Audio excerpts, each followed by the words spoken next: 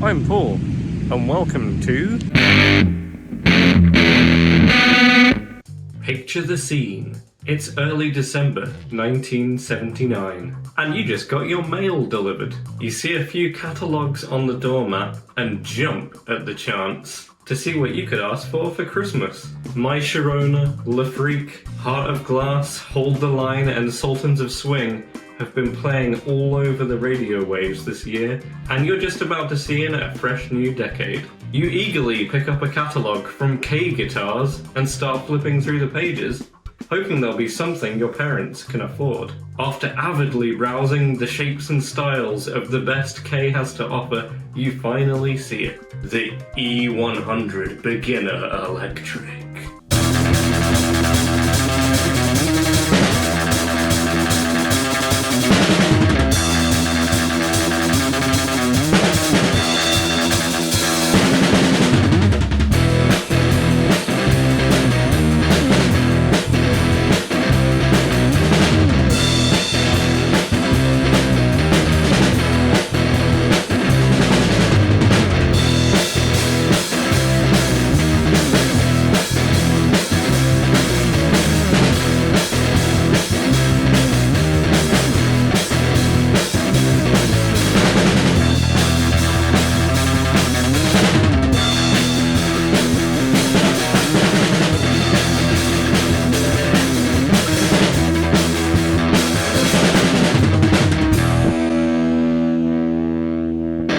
You'd already tried out a guitar at a friend's house, and they showed you how to hold down the strings to make some different sounds. You were ready to learn and have an electric guitar all of your own. So this is the K E100. I don't know if this one's from 1979, but certainly some of them are. These K guitars are actually really difficult to date or really even find much history about, strangely, as so many of them were actually sold over the years. These days, these are probably the absolute cheapest guitars you can get that are still technically vintage. There are other ones like the Audition guitars. Now, I'm really into vintage guitars and cheap guitars, so this for me is pretty much the perfect thing. K was actually founded in 1931 in Chicago, but after decades of being bought and sold, K guitars like this E100 only had the name in common with those original instruments. These later K guitars were made cheaply in Taiwan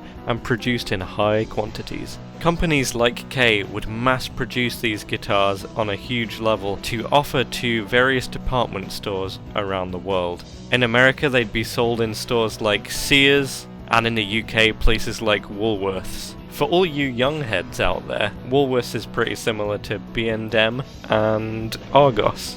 Guitars like this K E100 are some of the cheapest vintage guitars out there. But why do they sell for so little compared to other guitars from these older eras? In short, they were never desirable.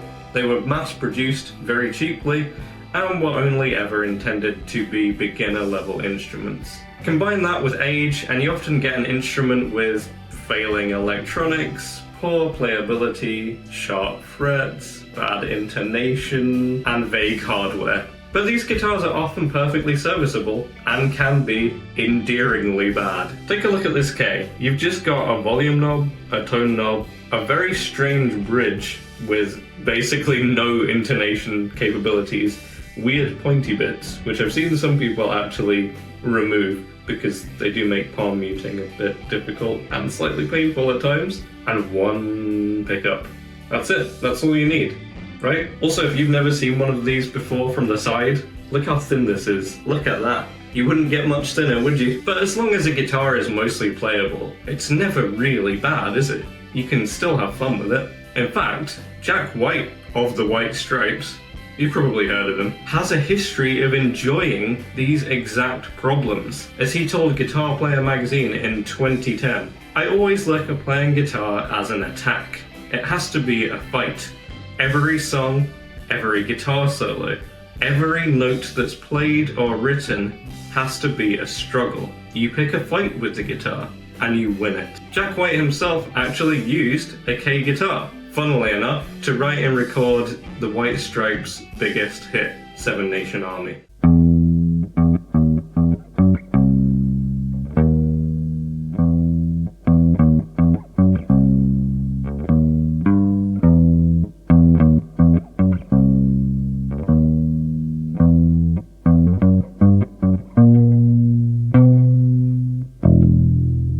If a K guitar is good enough for Jack White to write one of the most recognizable rock songs of the modern day era, I think it's good enough for you and me as well.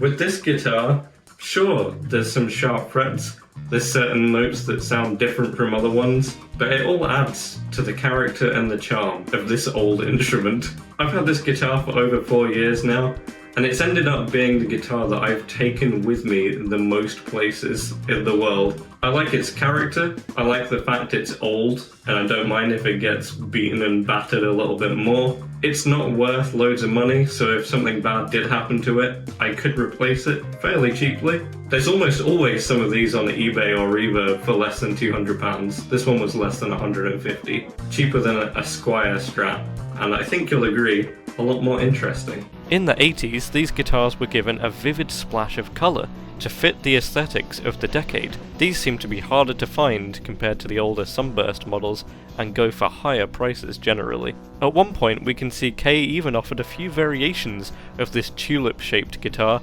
including a 2 pickup and a 4 pickup version. Ooh. I wonder what that sounds like.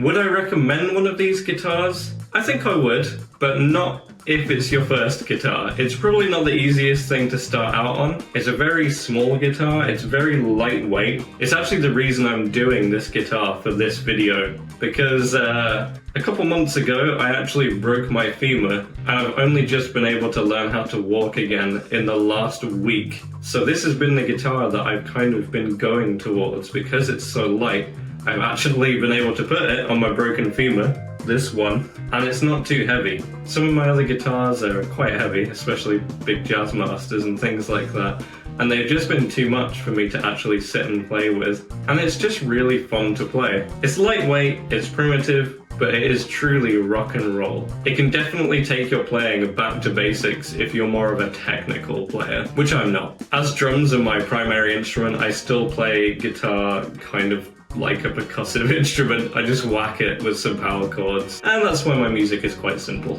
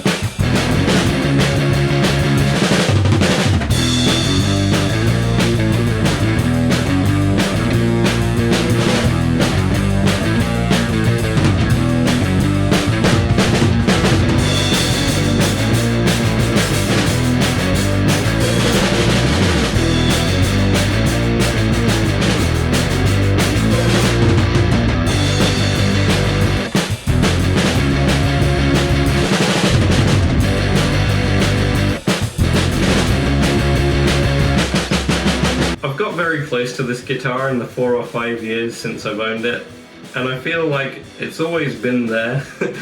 when I've just wanted to have a fun little instrument to play and just take around the country. Now, these probably do vary a little bit. If you're looking to get one really cheap, I don't know if I could fully recommend doing what I did and just buying one on eBay, completely sight unseen.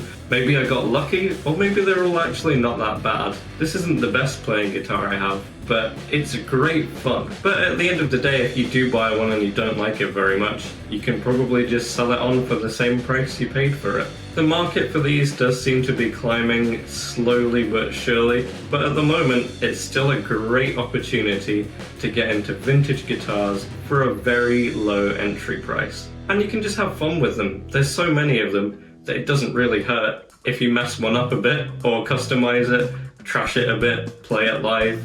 I played this one live myself at a gig in the Scottish Highlands, and it did everything that I asked of it.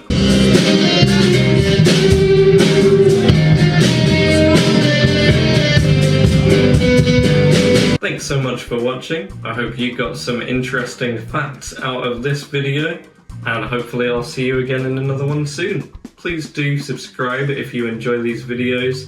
They take quite a while to research. I do enjoy learning a lot as I go about making them, but it's definitely quite time consuming, and I'm looking forward to making the next one. Bye!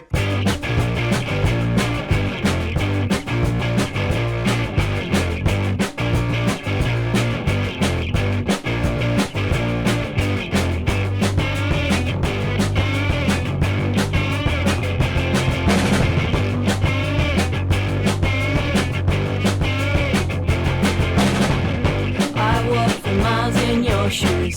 You know I was born